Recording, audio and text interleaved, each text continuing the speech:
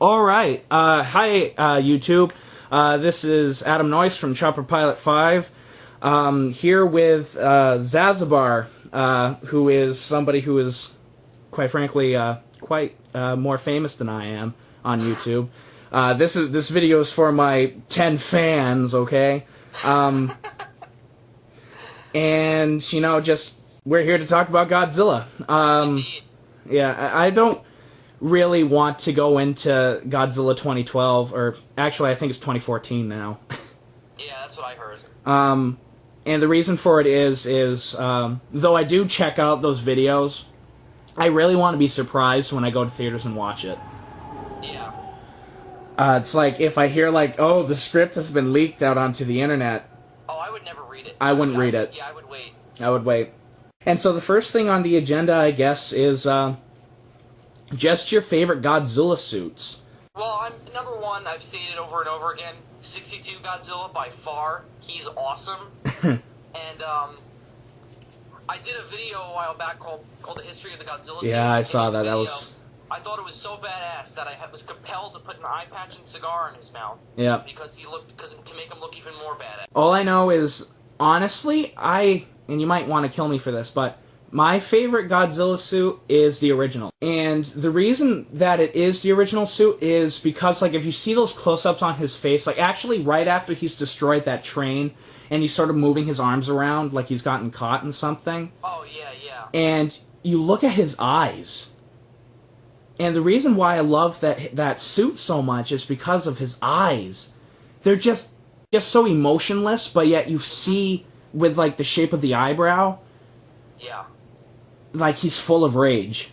He looks pissed. He does look pissed. And one thing I always loved about that suit, is that someone brought this up in a documentary about the making of the first movie, and they said that the creature always looks like it's looking down. Yes.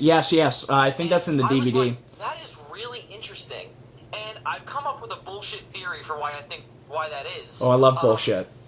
Okay, this is my bullshit theory, if I may. I almost take it as Honda's more subtler symbolism, because of course he's a master of allegory. Yeah, he is. He truly is. That with the original Gojira.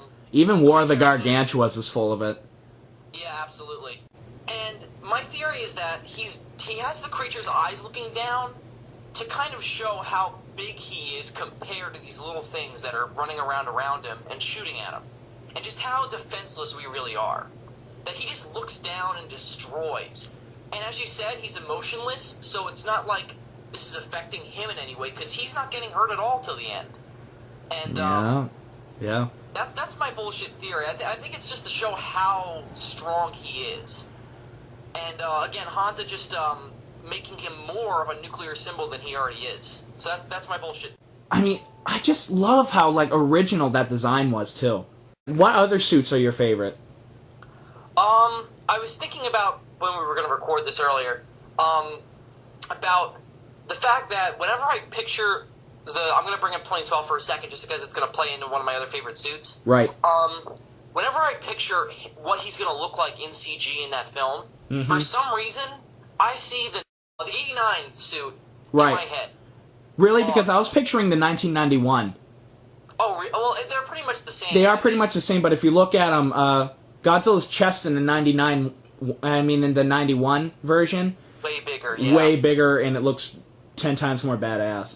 Yeah, I mean, well, from what I can gather from just looking at the movie, because that's one of my favorite movies. That's an awesome movie. Which one? King Ghidorah. King Ghidorah and Biollante. Oh yeah, they're both fantastic. But I want to say King Ghidorah because the thing that most grabs me about that suit is how massive it looks, and it looks more massive in King Ghidorah. Yeah. But even in Biollante, that thing looks huge. You could never convince me without actually seeing it in person that that's a guy in a suit. It just looks I know, it looks so good. Yeah. Like, I mean, after 1991, the suits, in my opinion, except for 1995's, went downhill. Oh, totally. Yeah, I agree. It's like they just, to me, they just made the body look too fat, and the lower part of the body That's my exact problem, too. Yeah. And I was like, oh, I'd even go on to say the 1984 suit. And the reason why I like the 1984 suit is because of its head. Yeah. Except for like the animatronic faces, which honestly in some cases just look like shit. Oh yeah, they mostly they didn't stick with what Godzilla looked good in, and it didn't pay off too well. Yeah, but I mean the suit itself. I mean, just looking at its eyes, like that scene where it was like climbing up into that volcanic island. Oh yeah.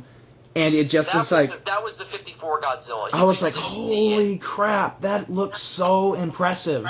Yeah. Which, actually, I want to go on for that 84 Godzilla for a little bit.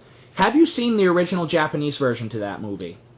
Unfortunately, no. And I'm ashamed to say that. It is just so much better than the 85 version. Like, my favorite example of how much better it is in the American version, they made it look like the Russians purposely launched that missile. Yeah.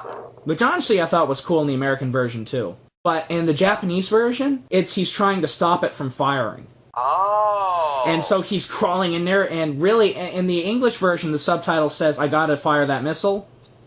Mm-hmm. And a lot of Russians, when they saw that, got angry because he wasn't really saying that. Yeah, I know. He was saying, I gotta stop it. I gotta stop that missile.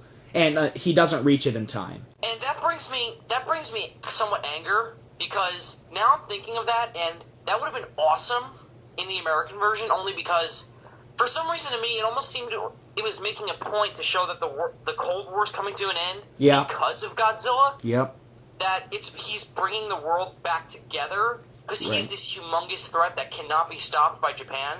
Right. So both America and Russia have to come together. Mm-hmm. And that scene really just ruined it, because he does, in the American version, he does purposefully launch the missile. It does piss me off, because that ruined that whole kind of, I guess theme you could say it was. I mean, but overall, that's a really great Cold War timey kind of movie. I did like 85, and the reason why I like it was because Godzilla that introduced me to the series. Me too. And it's like it's kind of like Gamera the Invincible, that American version. It's like that movie introduced me to the Gamera series, so I'm like, okay, it's got a special place in my heart because of that. But anyways, back on Godzilla. I have a quick question for you. Yeah. Did you know that there are 2 English versions of Gamera the Invincible? There is. Yes. I didn't know that until recently. The other English version is the one aired on Mystery Science Theater 3000. That's the one I was going to bring up. I've never seen that version, but now I want to. Because it is actually the original, just dubbed. That. I don't know why they got the guy who was basically an imposter of one of the Three Stooges, but I know, right? I still want to see it. Yeah, like honestly, because I just finished watching the original Japanese version to Gamera, it is way better. Like the first part of the film, totally bullshit. I was like, what the hell is this? It was just like way too fast, and I will say the American version slowed it down, giving it a bit more backstory. But in the Japanese version, it was just like, bah, in your face, like Michael Bay. Wait, did it start with Gamera coming out of the ice? No. But in the English version, it's about like 15 minutes into the movie before the credits roll. And oh my god, yeah. I was gonna bring that up. That's terrible. Yeah. I was like, that's so like... And then you're watching like all these really like close-up shots of the Gamera suit, and I'm like, why are you doing that? It already looks fake enough. Just keep it at a distance. But then on the Japanese version, it's like 3 minutes into the movie, and that happens. Yeah, I mean... And it's almost like if you could have had it, a crossbreed between the two. And the American version's too long, Japanese version's too short. Yeah. Well, the thing about the American... The one that we both saw... That, not on Mystery Science Theater, but the one that we both saw as kids. The Invincible. That, yeah. Wait, the other one's not called The Invincible? No, it's just called Gamera. Oh, really? Yep. Oh, okay. Anyway, so, I was gonna say that I think that they made it like that because it was getting to a point in even the Godzilla series where people started to like the campier take on Godzilla. Exactly. Where they like their Godzilla a little comedic.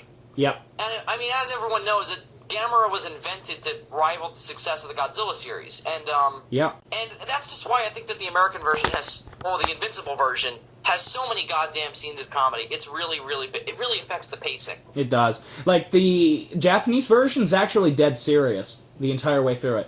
Except for that... because all the Japanese scenes in the American version are. I mean, there's not one drop of comedy. Yeah. But that fucking Japanese little brat. And that's one reason why it makes me cringe every single time I watch a Gamera movie, and the exception of Gamera vs. Barugon. Because that is the only Gamera movie, well, of the Showa era. That doesn't have a goddamn kid in it. It doesn't have a goddamn kid in it. That excludes the Heisei series. Well, I also like that series a lot better. Me too. Heisei Gamera is really, like, high-class kaiju movie. Like, I would actually put, like, bet on this. In my opinion, the visual effects on the Heisei Gameras, well, no, excluding Guardian of the Universe, were better than all of the Godzilla movies of the Heisei era. I'll agree to that. Yeah, I'll agree to that. I was like, holy crap! And you know what? And the guy who directed the visual effects for those movies did the visual effects for Godzilla vs. Destroyer and. Oh, that's impressive. And Godzilla vs. King Ghidorah. That's probably why they look so incredible. Those two were like the two highlights of the Heisei era. Oh yeah, in terms of special effects. Yeah.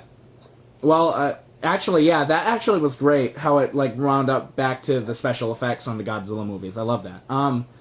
Because I was going to say, my second favorite Godzilla suit is the one from 1995. The Destroyer suit, the one that's red, heated up shit. Yeah. Yeah. Oh, that suit's awesome. Yeah. And it's just so badass. I have an interesting complaint or an interesting anecdote. What? When I was a kid, that suit pissed me off, and I'll tell you why. Why? Because it did the opposite for me. No. Because I have a weird complaint about how they killed off Godzilla. Yeah. This was me because I was an uber Godzilla fan when I was a kid. Like, everything was Godzilla to me. Right. Birthday parties, Christmas. Exactly, me too. I was like, yeah, Godzilla. Godzilla was the thing. Yeah. So, when I first saw Destroyer on TV when I was like, I don't know, 8 or 9 years old, before 2000 came out, I was like, oh my god, they're going to kill off Godzilla. And I was like, no, I don't want him to die of cancer. I want King Ghidorah to kill him. That was my problem with it. I was like, I don't like the way they killed off Godzilla. I mean, I don't still have that problem now because, I mean, honestly, Ghidorah in his most powerful form would have a hard time killing Godzilla. Right. He never has. I mean, because hell, even Destroyer didn't kill him. Well, you know, like, if you ever check out, which it's a long video, but if you ever check out My Godzilla Series, which is just me talking about my entire Godzilla series that I want to make when I become a professional director. And the last movie of the series is called Attack Godzilla. And it's like the entire series. There's the first one, which is Godzilla versus King Kong. Mm-hmm. Yeah, that video I saw of yours. Yeah. What'd you think of that, actually? I loved it. You did? Because I remember before I even saw it, you sent me a comment explaining it to me, and I was like, wow, that's a really good idea. Because I have been itching for a remake of that movie ever since I saw it as a kid. Yeah, but the thing is, here's the thing that you might not like about it, is I'm saving the battle to the end, but that battle is going to be kick-ass. Well, I prefer that, actually, because I think if you do too many fights between those two, it gets redundant, and that's not what that should be. Mm-hmm. What I'm planning on doing for that fight scene is I'm going to film it, except longer. I'm going to film it like War of the Gargantuas. Oh, really? That's a good thing. Yeah, I'm gonna try to, not only as like a bow to Shiro Honda or Eiji Tsuburaya, but just because that fight scene is so iconic in my mind. Yeah. Wait, the one in War of the Gargantuas or Kong versus Godzilla? No, the one on War of the Gargantuas. Yeah, me too. Because the one on King Kong versus Godzilla was good for King Kong versus Godzilla, and that's it. Mm-hmm. Like, you're probably going to kill me for this, but honestly, King Kong versus Godzilla is the biggest letdown, in my opinion. Both versions. I've seen the Japanese version of that, too. I have a lens of nostalgia over my eyes watching that movie, like... Right. That's the first Godzilla movie I ever saw, and I was 3 years old when I saw it. Right, it was my second one. Was your first 85? No, my first was Godzilla vs. Hedorah. Oh, really? And that's one reason why... And that's the reason why it's on my top 5 favorite Godzilla films. and people hate me for it. They shouldn't, because that movie is really not that bad comparing it to what was around it. I know. And you know what I actually really liked about it is when I was reading the credits, I was like, wow, this has, like, nearly nobody from the original Godzilla. Yeah. Like, even the director, Yotsumitsu Banno, I was so disappointed to see him not direct another one.